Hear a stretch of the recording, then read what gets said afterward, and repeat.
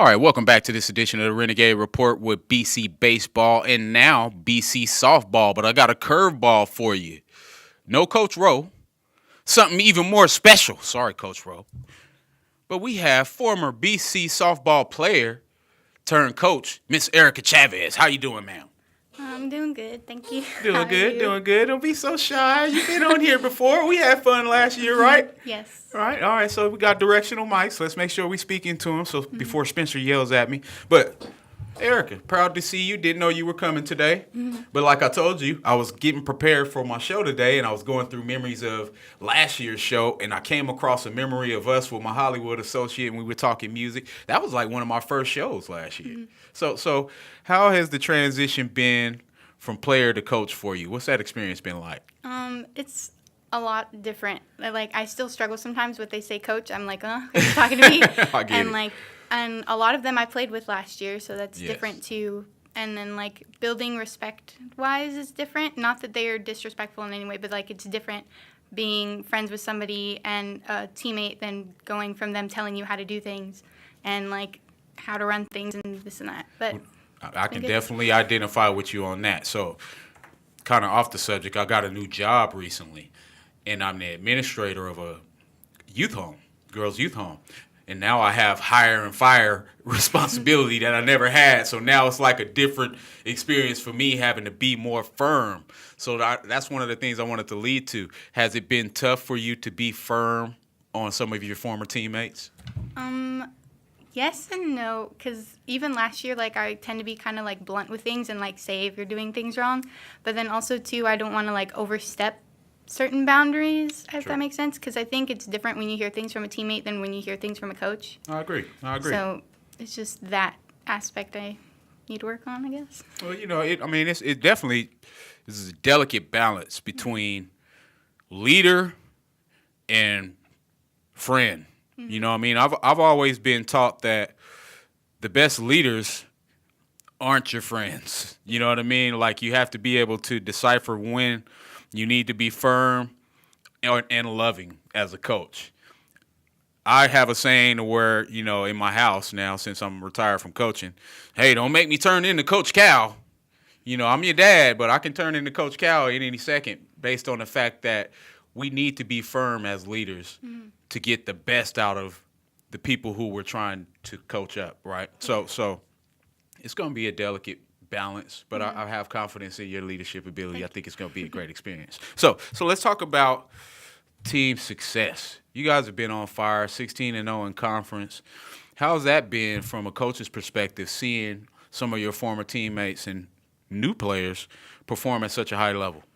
It's really cool, the fact that they were able to do that, and I think it was the first in school history that we actually went undefeated. Wow. So it's, like, really cool, really amazing, and it kind of makes me jealous that I wasn't a part of it, because last year.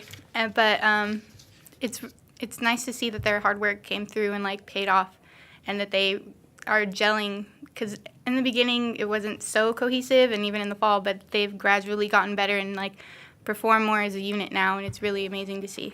I agree, Coach Chavez, because I remember seeing some of the games early in the season where it looked like we may struggle a bit this year. Some of our non-conference schedule, we had some tough games. I want to say we were shut out a couple times, and just wondering, like, wow, how's this going to play out when we start conference? Are we going to take this same energy into conference, or are we going to be able to turn it around? Seems like you guys turned it around pretty well. Yes, yeah. Absolutely. So talking numbers, you guys are 25-14 overall. Oh, no, that's baseball. Overall, you guys, what are your overall regular record? 24-16. 24-16, 16-0 in conference. Yes. Let's talk about this week's game, because I was watching the live feed, and we were down 3-0 when I kicked in, and I'm like, oh, man, what's going on? We about to mess up the last game in conference. You know what I mean? Was that the last game? Yeah.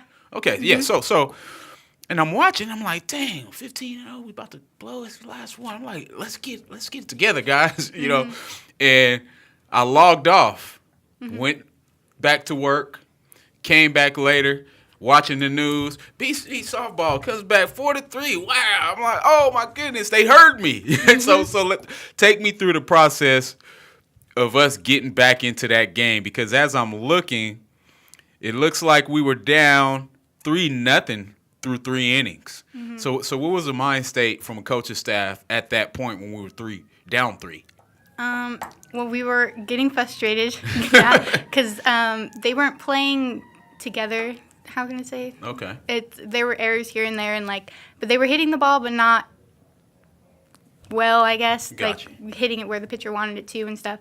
And then they finally started stringing hits together and even hit by pitches and stuff Wow. I think even our winning run was a girl that got on base by getting hit by a pitch, and it just came together pretty well. I think Nat hit the first run, or I think it was Nat. She hit a home run, and that was our first run. And then another girl, might have been Alex, not 100% sure, hit another girl in, and then Ashley came through at the end and got the walk-off, right?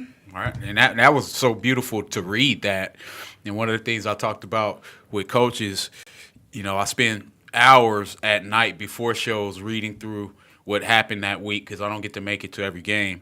But just to be able to read how that played out with us struggling in the beginning, finding a way to get on base, by any means necessary, and then winning in dramatic fashion. It was kind of like a microcosm of our season as a whole. We start off slow, we get into a groove right before conference starts, and then we just roll through everybody.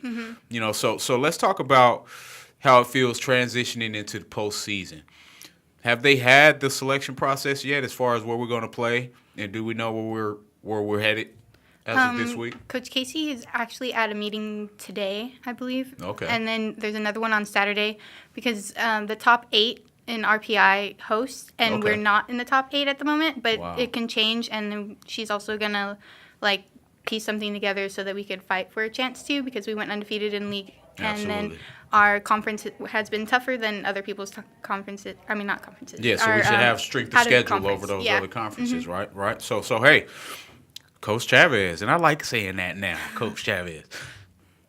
So exciting to see us have an opportunity to get some home field advantage based on how well we performed in conference. And I know you guys are chomping at the bit to get back to state because we were doing so well last year, and to have that shortcoming, I know you guys are just anxious. I don't know how much you can sleep right now with playoffs coming.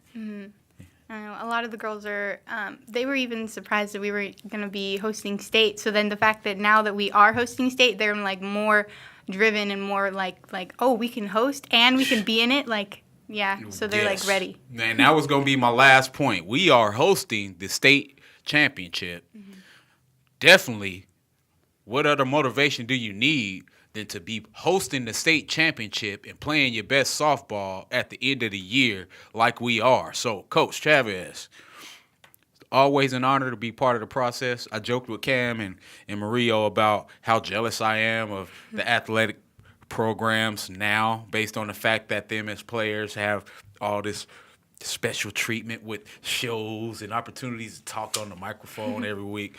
But no more special opportunity than we have being former players that transition into the realm of coach. So anything you want to say to the world before we go to break as far as how thankful you are from having the opportunity to transition into this leadership role for the greatest junior college institution in the world? I mean, I'm pretty thankful that Coach Casey was even giving me the opportunity to, because a lot of times people finish their college athletic careers and then that's it. But Yes. I wanted to be a part of something more, and Coach Casey gave me the chance to, and I'm very grateful for it. Absolutely. I'm proud of you, Aryka. Thank you. Yeah, you keep up the great work. This has been Kenny Calvin, BC softball coach, former player, Miss Aryka Chavez. After the break, we'll be joined with 2 of her heavy hitters. I'm not going to say any more names because there's no telling who's going to walk through the door of the studio right after this break.